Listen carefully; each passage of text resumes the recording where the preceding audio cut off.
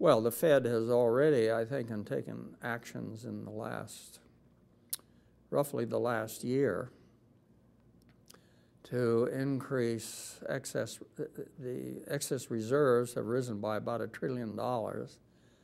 And that has huge inflationary potential depending upon what kind of in-game strategy the Fed follows in getting us out of this huge potential expansion in credit in the private economy. Of course, it's not been a problem because those excess reserves have not led to any kind of undesirable credit expansion in the private economy because there's just no demand for loans right now. And the reason why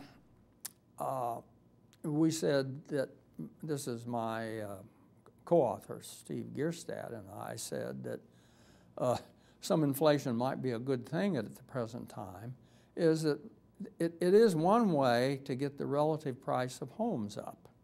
If you inflate basically the rest of the economy by 6%, then you correct that imbalance between the price of homes, which have gone way up during the boom, went way up out of proportion to other prices in the economy.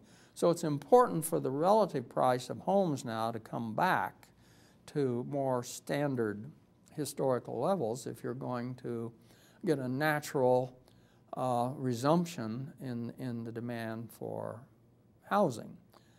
And of course, the problem in setting about and creating a 6% inflation rate to give you that relative price change is simply that you might not be able to control those forces once they're unleashed.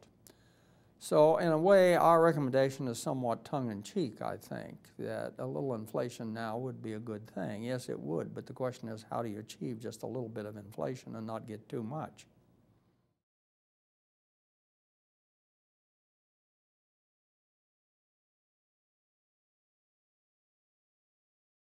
I really can't answer that. It would require a pretty extensive experimental examination of the issues here to really come up with the question of whether you could design an auction for the Treasury to dispose of these toxic assets.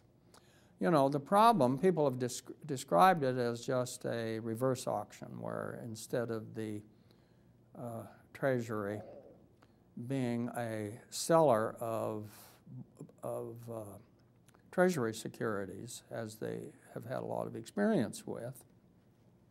See, the Treasury sells securities to multiple buyers in Treasury auctions.